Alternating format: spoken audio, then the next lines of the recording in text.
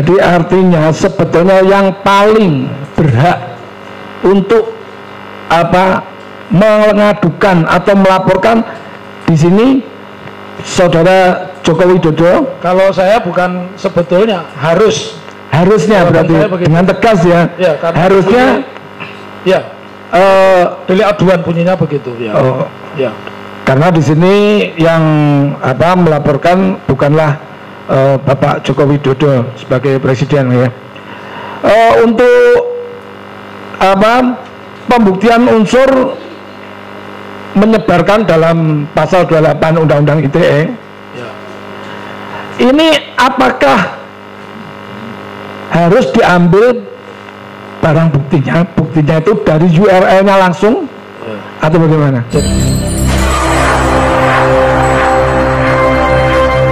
Baik, ahli, untuk dari pertama kali saksi ahli yang dihadirkan dan sampai hari ini ya, sudah diterangkan banyak sekali tentang teori dan pendapat dari ahli ya. Dan saya mau bertanya, bagaimana menurut hukum pidana dari ahli, bagaimana jika salah satu unsur pidana tersebut tidak terpenuhi? Ya, dakwaan itu kan bermacam-macam. Ada dakwaan yang sifatnya tunggal, pasalnya hanya satu ya, dakwaan alternatif atau berlapis ya. Kemudian dakwaan yang sifatnya kumulatif, dan yang keempat gabungan.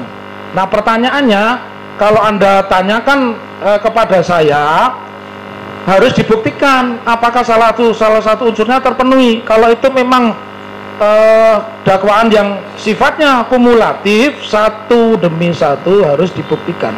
Nah, nanti yang terbukti mana itu yang dipakai. Kalau tunggal ya hanya satu saja, dakwaan yang pertama saja ya. Misalkan orang didakwa dengan pasal 335 ayat 2 misalnya, seperti itu, maka dibuktikannya hanya itu saja.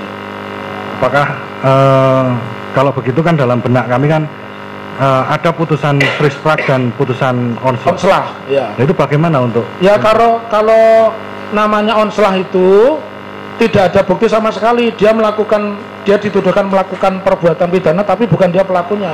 Nah, fisprah ya. Kalau onslah itu pasalnya salah.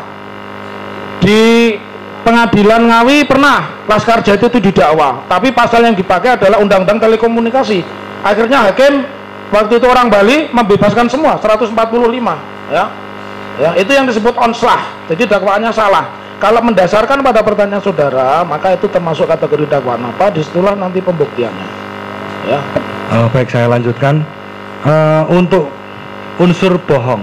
Ya. Jadi dalam pembuktian bohong dalam pidana itu bagaimana?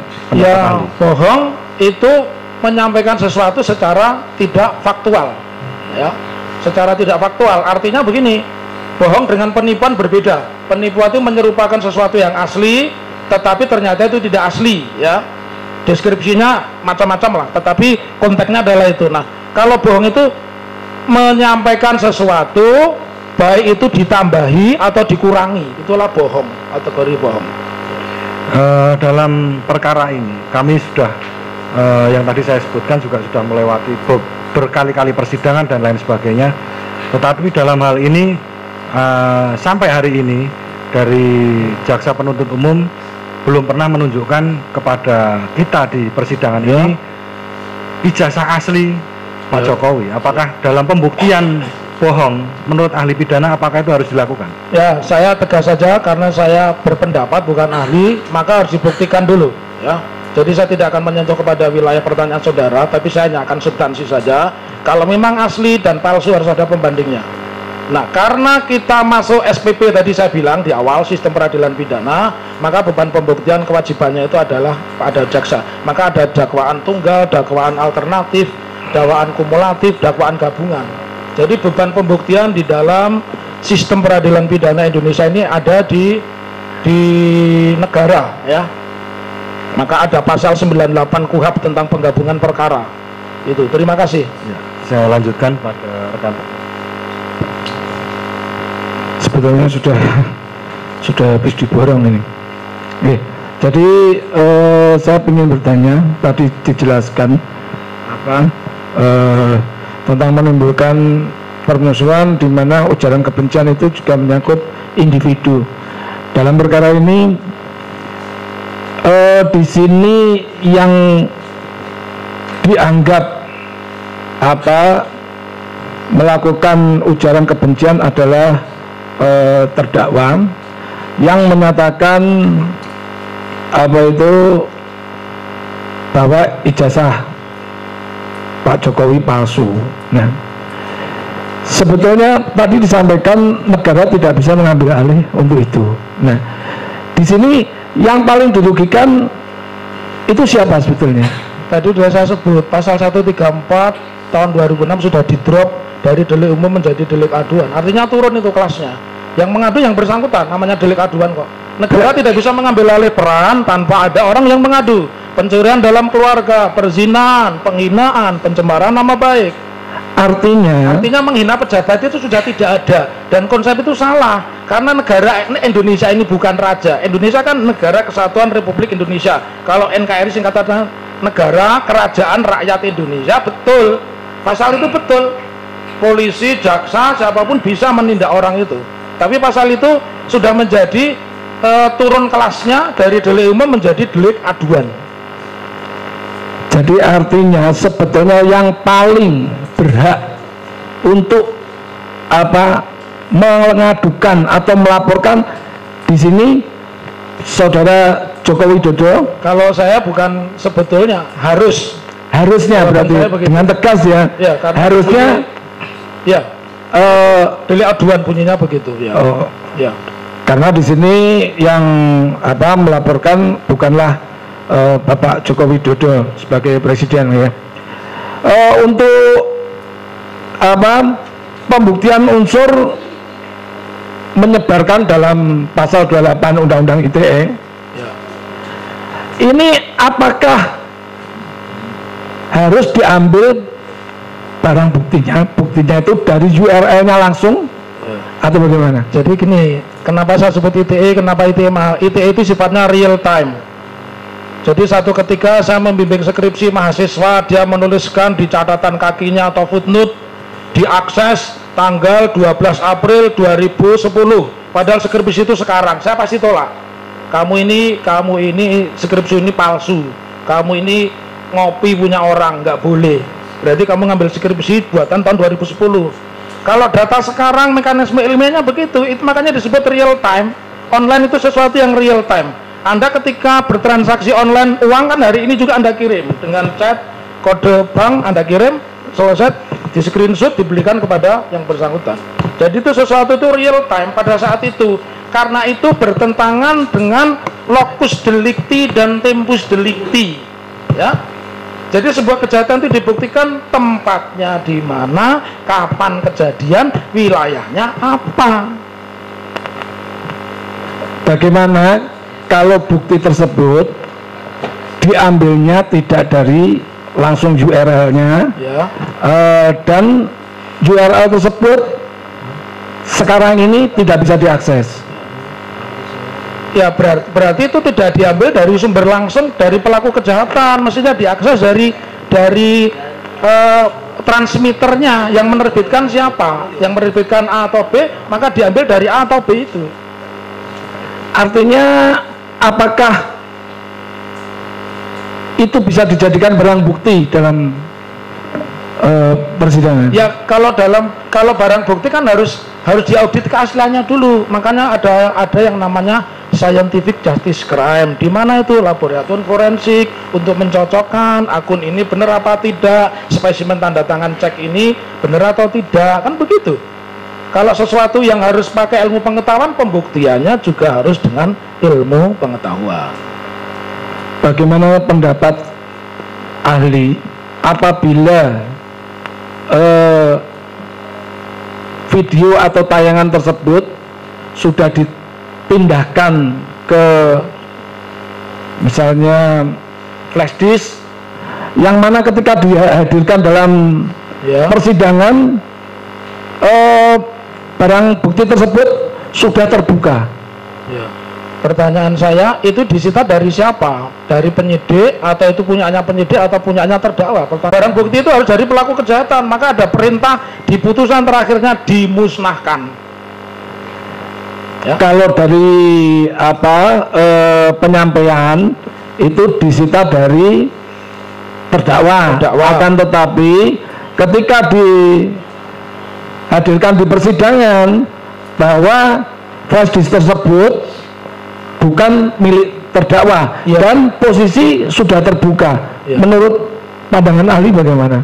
Ya, itu perlu dipertanyakan keasliannya. Yang pertama saya menyampaikan mestinya diambil itu dari terdakwa dalam kondisi apapun. Makanya ketika polisi melakukan identifikasi kan tangannya pakai sarung biar senjata api misalnya yang dipakai tidak bercampur dengan sidik jarinya polisi gitu. Jadi kalau kita memakai tamsil atau perumpamaan seperti itu, jawaban saya seperti itu. Unsur penodaan agama di sini, dalam unsur penodaan agama, khususnya agama Islam, siapa sih yang paling berwenang memberikan satu fatwa atau statement atau pernyataan bahwa ini merupakan penodaan agama? Pertama harus dilihat dulu istilah penodaan agama itu seperti apa, dan pasal 156A itu harus dibaca secara utuh dari depan sampai terakhir. Kita tidak bisa mendeskripsi, memotong-motong begitu. Jadi kalau kita mempertanyakan apakah ini memasuki rumusan penistaan terhadap agama, maka yang mengerti adalah tentunya orang yang ahli di bidang agama, dan agama itu agama yang bersangkutan. Kalau itu tidak ada orang yang punya otoritas tentang keagamaan, di sini kan banyak ormas Muhammadiyah, ormas NU, ormas lembaga MUI dan sebagainya, kan semua orang punya legitimasi begitu. Bahkan sebagai jawaban pertanyaan saudara, rumah makan ketika menyatakan halal dan tidak halal kan bukan ditulis sendiri, tapi ada lembaga otoritas, maka ada sertifikasi MUI seperti yang baru ramai kemarin Mixui, kemudian McDonald, kemudian yang banyak di rest area itu misalkan Solaria, misalkan dulu kan pernah diisukan, itu kan selesai ketika ada, sama sebenarnya ketika ada legitimasi dari lembaga agama yang punya otoritas, yang di dalam ilmu hukum sebutannya adalah independent state organ. Jadi organisasi swasta tapi memiliki fungsi-fungsi peranan seperti negara. Dalam hal menistakan, menistakan kemarin sempat disampaikan oleh ahli bahasa, itu adalah merendahkan atau membuat menjadi rendah. Betul. Nah, dalam tayangan YouTube tersebut kita tanyakan, mana kalimat yang merendahkan atau membuat jadi rendah, apa yang direndahkan, siapa yang direndahkan, itu kemarin sempat kita tanyakan. Dan ahli bahasa tersebut menyampaikannya menjadi bentuk perbuatan. Jadi tidak ada dalam kalimat tersebut tidak bisa disampaikan, tapi dari keseluruhannya, dan itu ada bentuk sebuah perbuatan. Nah, bagaimana menurut ahli? Saya sepakat. Kalau saya gampang menjawabnya, menista itu kan berarti merendahkan, membuat orang itu malu, membuat orang itu derajatnya turun. Gampang itu. Manusia ditulis dengan nama binatang, udah itu penghinaan. Menistakan itu. Manusia ditulis dengan kata-kata ini babi, maaf ya, ini anjing dan sebagainya. Itu menistakan. Itu. Jadi kalau agama sama, sama. Coba, mohon maaf, lambang agama tertentu, saya tidak menyebut nanti biar tidak salah kutip ada satu tempat kepercayaan orang beragama Islam lalu diberi tulisan yang sebenarnya tidak sesuai dengan itu penistaan, itu penistaan itu. Artinya di sini adalah menistakan terkait dengan sebuah ucapan linguis sebuah kalimat juga. Jadi bisa saya contohkan, misalkan kalau ini Al-Quran apa ini bohong, bapak, seperti itukah? Ataukah prosesi mubahalah itu terus dianggap menistakan? Tergantung konteksnya ya. Apakah penistaan itu di cyberspace, di dunia online? Apakah penistaan kan bisa saya berhadapan dengan Anda, saya menistakan Anda, saya bisa. Jadi tergantung konteksnya. Tapi mesti harus ada unsur materialnya, harus ada unsur perbuatan yang Anda dengan ucapan atau kata-kata itu Anda merasa dirugikan, ya. Jadi kalau saya mengatakan manusia serupa dengan binatang, siapapun dia, apapun jabatannya, jelas itu menistakan, dan itu terpenuhi. Oke. Mungkin dilanjut yang lain. Cukup masih ada? Ini semua bertanya jadinya nih. Tolong diwakili aja ya, jangan semua. Ya, sepakat Bapak. Saya juga capek kalau semua tanya. Kalau semua bertanya, soalnya pengacaranya ini nggak lengkap ini Pak Ahli. Biasanya lengkap 10 orang semua bertanya. Oke, saya kita berikan kesempatan ini. Minum lagi Pak Hakim. Oke, minum dulu. Oke.